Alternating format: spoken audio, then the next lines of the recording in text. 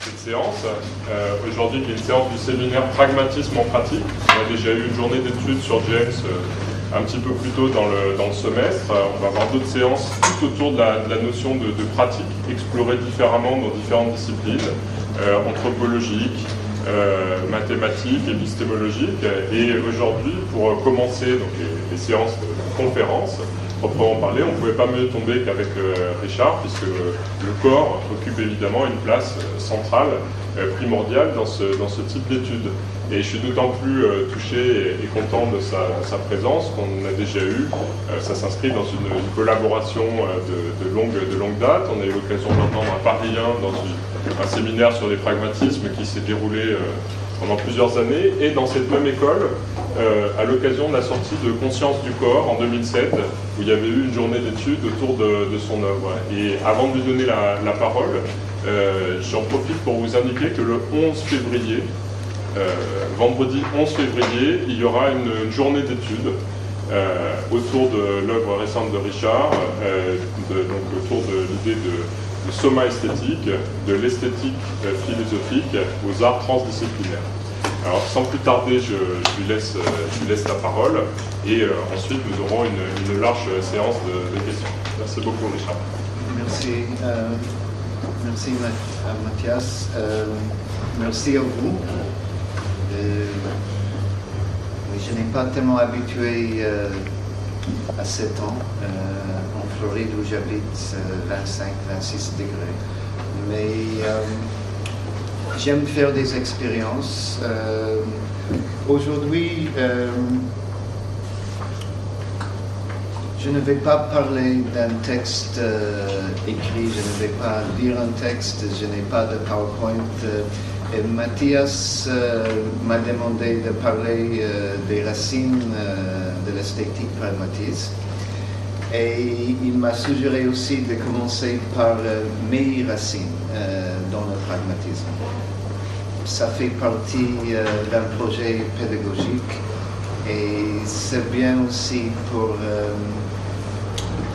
Bon, on reste toujours des étudiants, mais pour des étudiants officiels, mais comme aussi pour des chercheurs avancés, c'est bien de se rendre compte que la carrière n'est jamais finie si on voudrait encore apprendre. Et en fait, je suis arrivé au pragmatisme pas pendant mes études formelles. La première fois que j'ai lu Dewey, l'esthétique de Dewey, j'ai pensé que c'était un fumiste. Je n'ai rien compris et je n'avais qu'un grand mépris pour sa pensée et sa manière de s'exprimer. Je n'ai pas l'habitude de chauffage non plus, donc je vais me rendre confortable. Ça fait partie de ma philosophie. Et je vais rester debout parce que dans mon métier, peut-être aussi dans le vôtre, on est trop assis, cloué en face de l'écran. Donc en fait, je suis venu au pragmatisme à travers ou par le biais de la philosophie analytique. Je suis connu en France en tant que philosophe américain, mais en fait, je ne suis pas un pur américain, je ne sais pas qu'est-ce que ça veut dire aussi. Mais en fait, je n'ai jamais fait des études universitaires aux États-Unis. J'ai fait le BA, le bachelor et le master. Oui, c'est pas important. Merci. Je ne mérite pas d'être filmé, mais c'est aussi une autre forme de transmission philosophique. Et un principe assez important pour moi dans le pragmatisme et dans la vie, c'est le pluralisme. Donc s'il y a plusieurs médias qu'on peut transmettre la philosophie, tant mieux. Donc j'ai fait mon BA et master à Jérusalem en philosophie analytique. J'ai étudié la logique avec Barry Lehr, qui est très renommé pour la logique pragmatique, mais pas pour le pragmatisme. Et après, j'ai fait mon doctorat à Oxford avec J.O. Aronson, qui était le dauphin de J.L. Austin. Et je me suis concentré sur la philosophie du langage et la philosophie analytique du langage ordinaires. Austin et Wittgenstein étaient des repères, mais avant ça, à Jérusalem, à cause de cet intérêt pour la logique, j'ai fait aussi des études nominalistes où j'ai lu aussi l'esthétique de Nelson Goodman.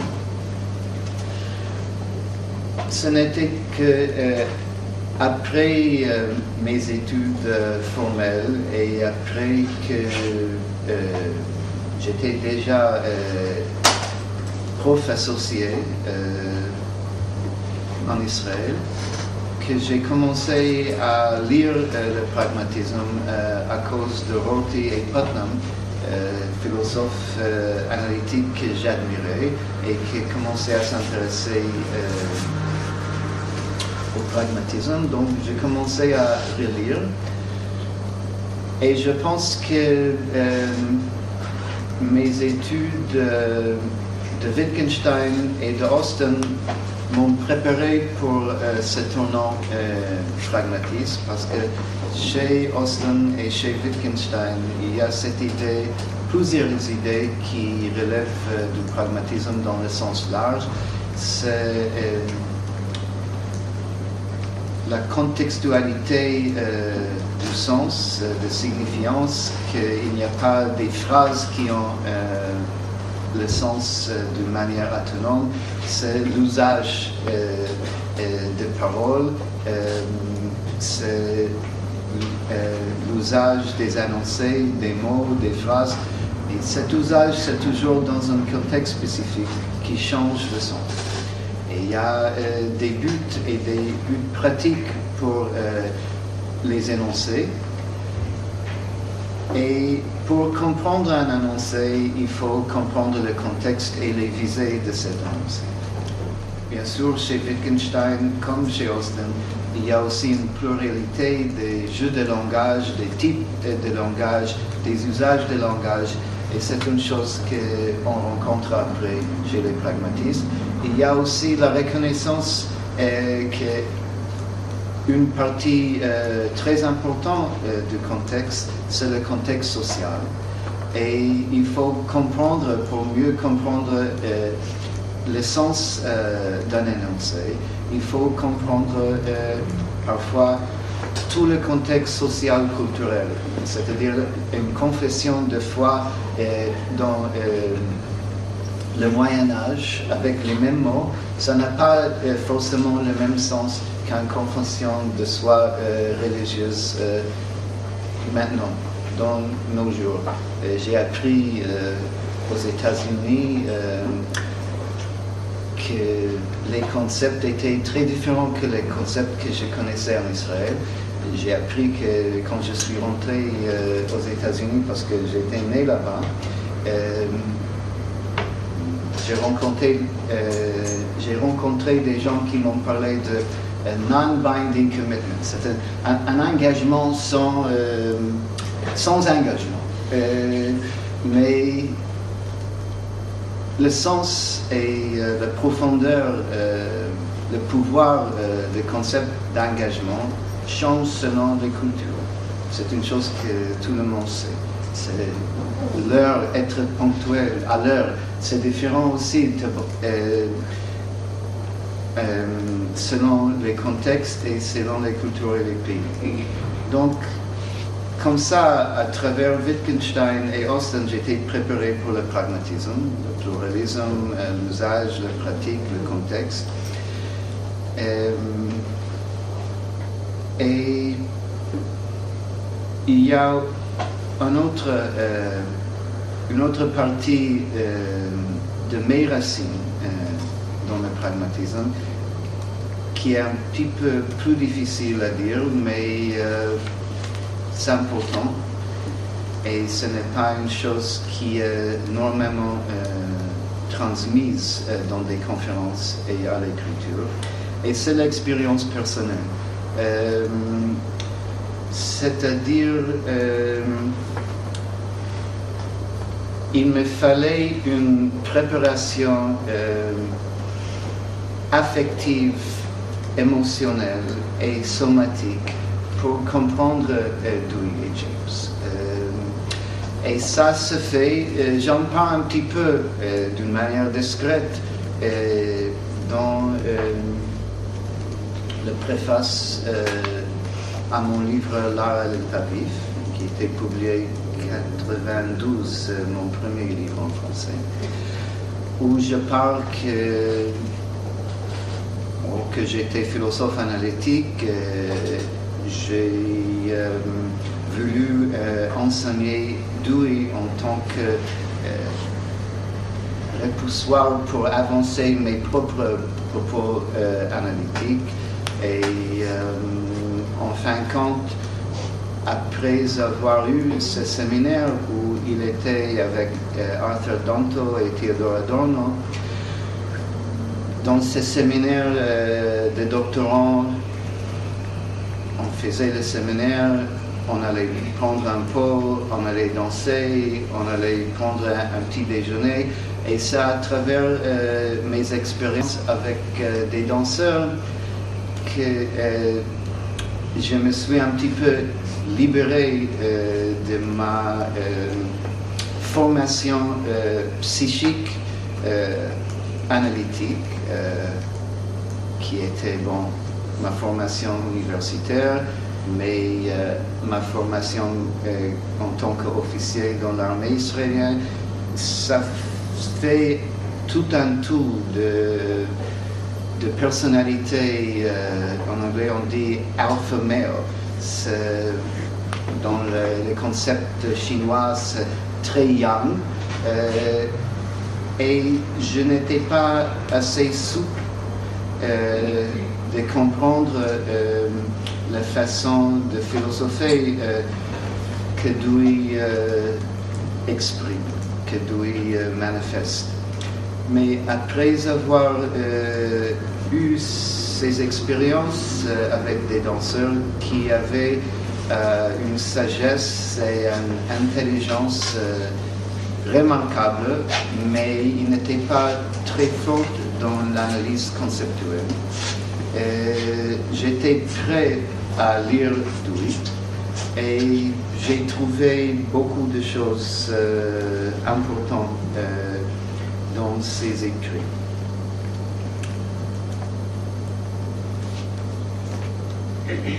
Ça, comme introduction sur des racines personnelles,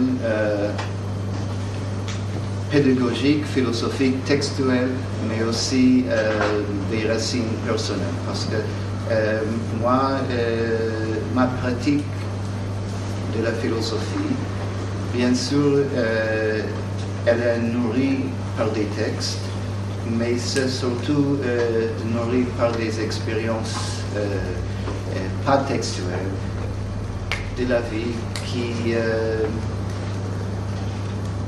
m'apprend les choses, parfois d'une manière pas très agréable, parfois d'une manière surprenante, agréable.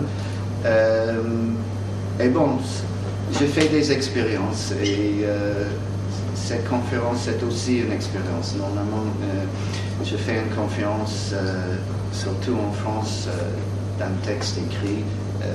Je le lis, je n'aime pas le lire, ça m'ennuie et je pense que ça peut vous ennuyer.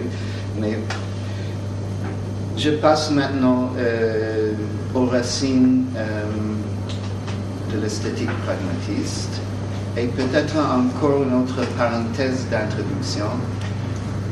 Pourquoi je parle des récits? Pourquoi, en tant que pragmatiste, je ne parle pas de l'actualité tout de suite et même de l'avenir? James a défini le pragmatisme comme une philosophie qui regarde en avant. Mais je pense que chez tous les grands pragmatistes, il y a un équilibre. Ils reconnaissent qu'on ne peut pas bien travailler vers l'avenir si on ne comprend pas un petit peu l'histoire. Et je pense pour comprendre l'actualité du pragmatisme et ses multiples possibilités, c'est mieux de commencer avec un regard très court sur ses racines, et aussi pour apprécier la pensée esthétique pragmatiste qui n'est pas encore reconnue en France. Et c'est aussi pour expier mes propres péchés, parce que quand j'ai commencé à m'intéresser à l'esthétique pragmatiste, je n'ai lu que Dewey, parce que Dewey c'est le seul qui a écrit un livre sur le pragmatisme. C'est lui qui est, il a le seul ouvrage de l'esthétique pragmatiste. Et comme je n'étais pas formé dans le pragmatisme, et comme tous, j'avais beaucoup de pression. Vous étudiants, vous avez encore beaucoup de chance que vous pouvez lire et étudier sans la pression de préparer des cours. Et aux États-Unis, en Israël, où il y a cet obstacle d'avoir une permanence, un poste titulaire, de publier beaucoup. Donc, pour moi, au début, l'esthétique pragmatiste était l'esthétique de Dewey. Je n'ai jamais fait des études historiques du pragmatisme. Et à cause de la réception, la bonne réception de ce livre auprès des philosophes aussi pragmatistes aux États-Unis, j'ai commencé à recevoir beaucoup de messages, des lettres, des coups de fil. C'est très bien ce que vous faites, mais pourquoi il n'y a pas une discussion de la bibliographie des pragmatistes traditionnels aux États-Unis, qui toujours faisait beaucoup de recherches historiques plutôt sur l'esthétique de Dewey, sur la philosophie de Dewey. Pour faire une autre parenthèse, aux États-Unis, il y a plus ou moins deux courants principaux du pragmatisme. Il y a un courant, et c'est peut-être pas un courant de pensée, ou peut-être c'est plutôt un groupe ou une école, mais c'est lié avec un style de pensée. Il y a un courant du pragmatisme qui était toujours loyal au pragmatisme deweyien. C'est des disciples de Dewey qui toujours gardaient le pragmatisme comme la philosophie la plus importante, la plus préférée aux États-Unis. Et il y a un autre courant, ou tradition, de pragmatisme aux États-Unis, et c'est constitué par des philosophes comme moi qui sont arrivés au pragmatisme après une formation et une pratique analytique. Et dans ces courants, il y a Rorty, il y a Putnam, il y a Brandon, il y a Joseph Margolis, et d'une certaine manière Stanley Cavell, même s'il n'aime pas s'identifier comme pragmatiste, mais chez lui c'est aussi Austin et Wittgenstein et Emerson. Je vais tout de suite parler d'Emerson. Et moi, j'appartiens à ce deuxième courant. Et les gens du premier courant m'écrivaient beaucoup. Oui, c'est très bien, mais pourquoi vous ne faites pas plus d'histoire et plus de recherche et plus de références aux œuvres qui parlent les racines du pragmatisme, de l'esthétique pragmatiste. Donc j'ai commencé à regarder la tradition pragmatiste et les autres philosophes classiques, du pragmatisme classique. Je n'ai rien trouvé d'intéressant dans la littérature secondaire. Je n'ai pas vu grand-chose, mais j'ai découvert à travers ces critiques amicales que je devais plonger plutôt dans l'histoire du pragmatisme. J'ai découvert des racines très très importantes pour le pragmatisme douilien. Et comme ce séminaire fait partie d'un projet pédagogique de Mathias, parce que je pense qu'il enseigne ce semestre, ou peut-être toute l'année, l'art comme expérience de vie. Ce semestre, c'est consacré à une lecture de l'art comme expérience. Je vais parler maintenant des racines de l'art comme expérience et je vais proposer et tenir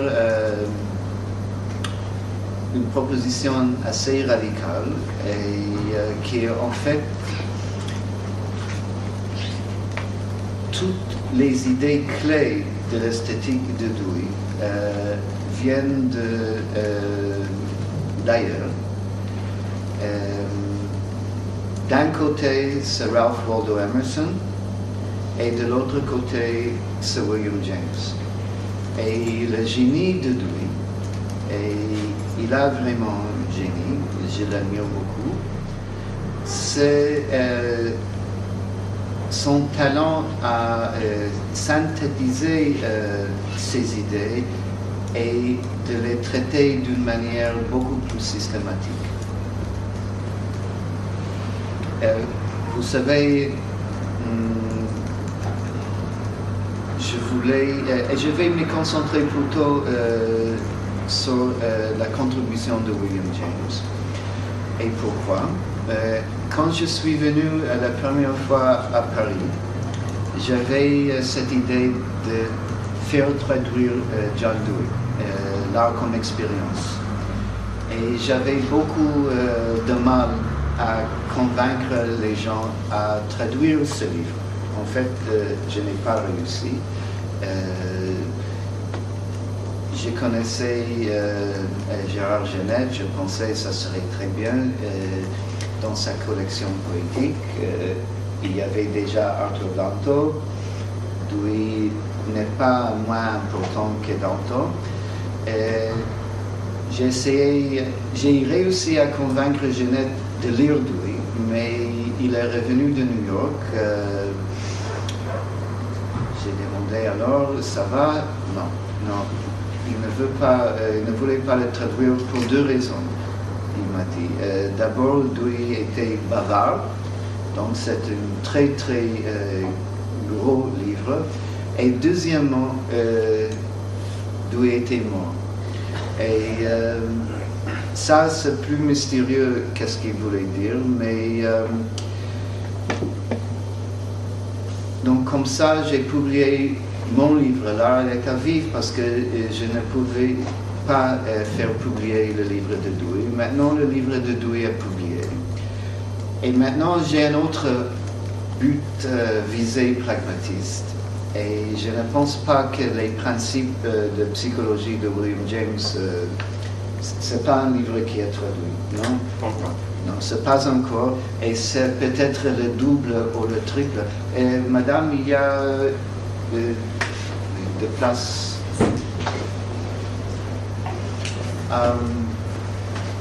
Donc, si je peux avancer la traduction des principes de psychologie de William James en France, à mon avis, c'est une visée très noble. Et mon intervention aujourd'hui, c'est dans cette direction, parce que ces livres sont doute très très importants pour la psychologie moderne. C'est un livre classique, c'est le livre qui a fondé la psychologie moderne, au moins dans les pays anglophones. Mais il y a aussi des éléments importants dans ce livre pour comprendre l'esthétique. Donc, Emerson et James comme racine de l'esthétique doudou.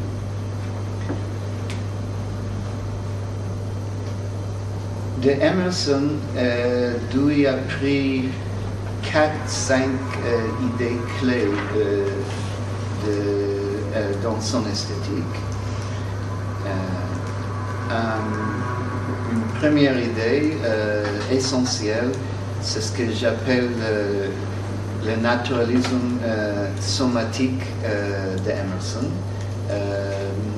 Emerson a écrit beaucoup et beaucoup sur l'art et littérature, mais si vous lisez un essai pas très long qui s'appelle L'art, vous trouverez ces 4-5 idées, ça dépend comment on les distingue, dans cet essai, et qui sont reprises et développées par vous. Et si vous voulez une référence spécifique, j'ai écrit un article en anglais dans la revue, comment ça s'appelle, c'est Emerson's Pragmatist Aesthetics, c'est une revue belge, revue de la c'est l'université de Bruxelles. C'est revue de la métaphysique, non? En tout cas, c'est dans un numéro spécial. Je vais chercher après. Donc, Emerson dit que l'art, c'est la nature passée à travers l'alembic de l'homme. L'art, c'est toujours chez lui une espèce de lutte ou bataille contre la dominance et l'hégémonie de la culture européenne. Et donc, une partie de cet argument, c'est on va dans les musées pour chercher des sculptures, mais il y a dans le quotidien l'art naturel, vivant. L'art, c'est une expression naturelle, c'est la nature qui passe par l'alembic de l'homme. Et donc, Dewey a repris cette idée avec cette idée que l'art, c'est l'expression de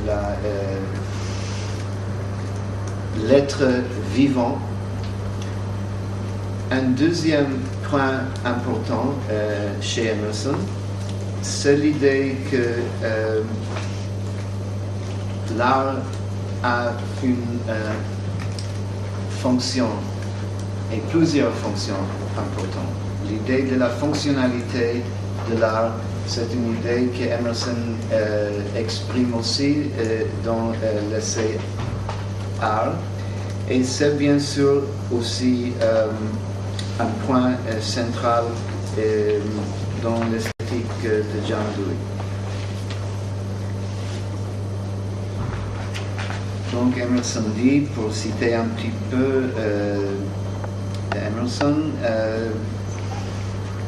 qu'il ne faut pas diviser la beauté de l'usage.